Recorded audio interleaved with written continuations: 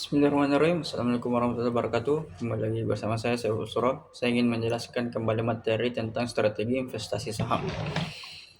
Sebelum kita masuk ke strategi investasi saham, kita harus dulu mengetahui pengertiannya. Strategi investasi saham adalah mengacu pada metode atau pendekatan yang digunakan investor untuk memilih saham dan menentukan kapan waktu terbaik untuk membeli atau menjualnya.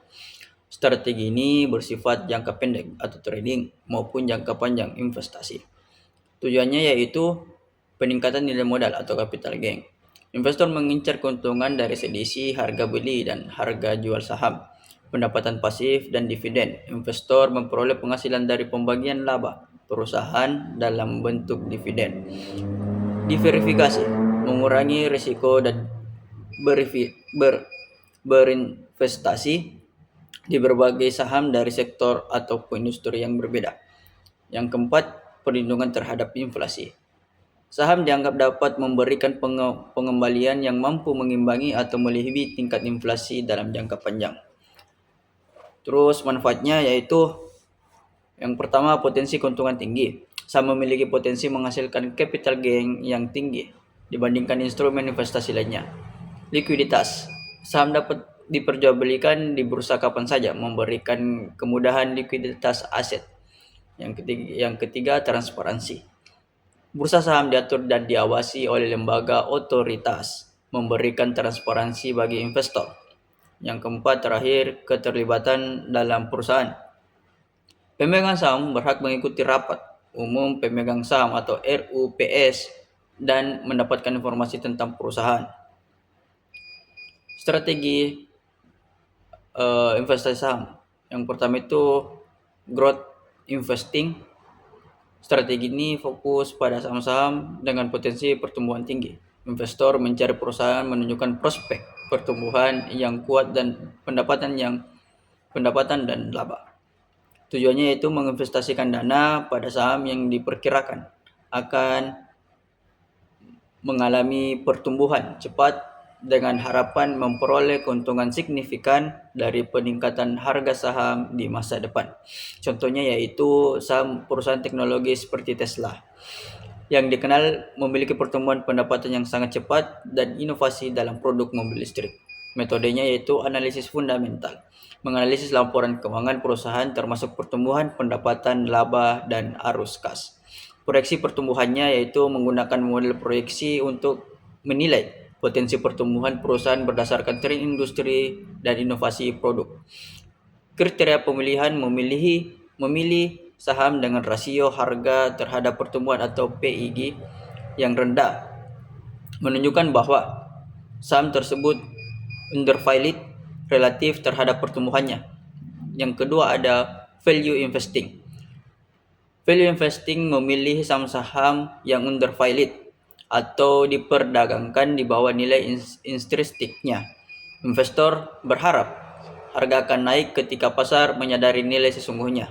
Tujuannya yaitu mencari saham dengan harga diskon yang memiliki fundamental kuat dan potensi untuk meningkatkan seiring waktu, menghasilkan keuntungan dari selisih harga beli dan harga jual. Contohnya yaitu saham Coca-Cola.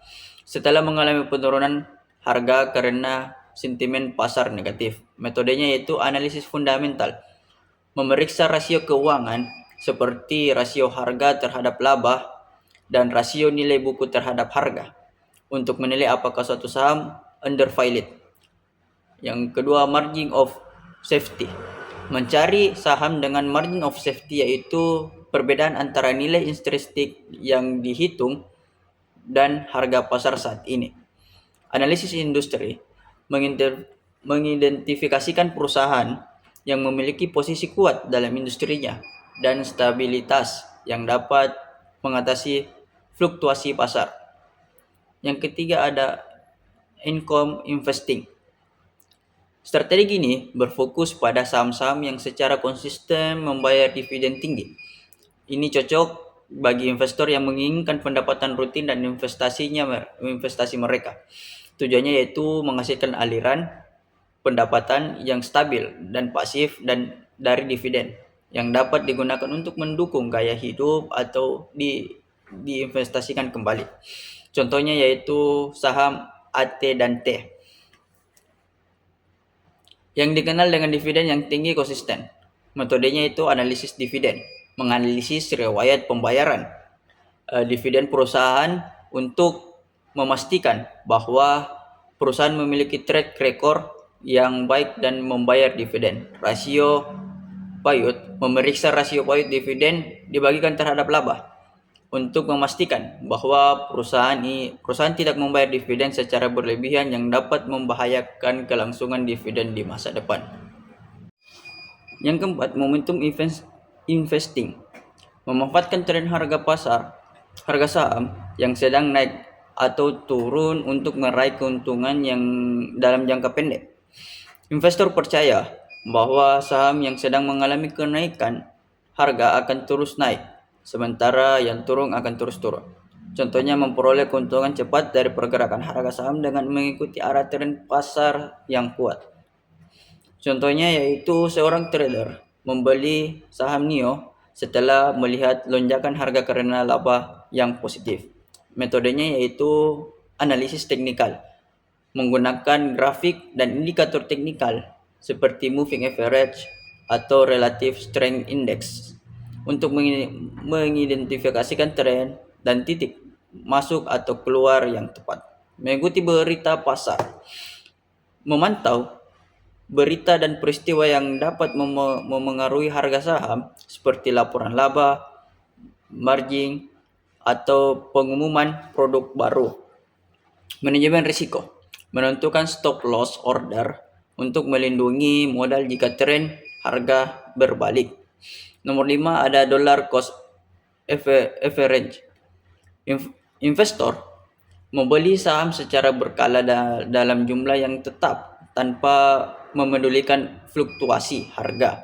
Dengan demikian, biaya rata-rata pembelian saham menjadi lebih stabil.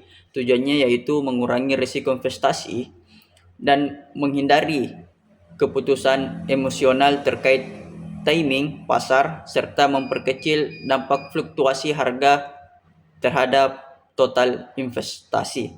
Contohnya itu seorang investor menginvestasikan 1 juta rupiah setiap bulan di saham Unilever. Metodenya itu jadwal pembelian. Menetapkan jadwal pembelian reguler, misalnya setiap bulan untuk membeli saham terlepas dari harga pasar. Kedua, investasi otomatis. Mengatur investasi otomatis melalui rekening investasi untuk memastikan konsistensi dalam pembelian. Yang ketiga, pengawasan kinerja. Secara berkala, memantau kinerja portofolio untuk memastikan bahwa investasi tetap sesuai dengan tujuan keuangan. Dan yang terakhir ada trading jangka pendek. Trading jangka pendek adalah strategi di mana investor melakukan pembelian dan penjualan saham dalam periode waktu yang singkat, sering kali dalam 1 hari atau beberapa minggu. Tujuannya yaitu memanfaatkan pergerakan harga yang cepat untuk mendapatkan keuntungan dalam waktu singkat, serta mencari keuntungan dari fluktuasi pasar yang sering terjadi. Contohnya seorang day trader membeli saham Apple setelah mendapatkan informasi tentang peluncuran produk baru yang diantisipasi tinggi. Metodenya yaitu analisis teknikal, menggunakan grafik, harga, dan indikator teknikal untuk mengidentifikasikan pola dan peluang trading.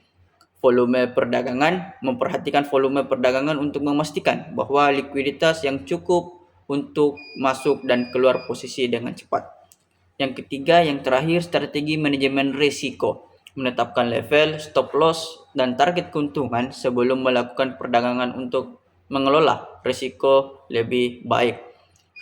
Dan ada pun juga contoh-contoh analisis yang saya jelaskan tadi. Yang pertama itu analisis fundamental. Contohnya itu misalkan Anda ingin menganalisis saham perusahaan XYZ yang bergerak di bidang teknologi. Anda memeriksa laporan keuangan perusahaan dan beberapa rasio keuangan untuk menilai kinerjanya.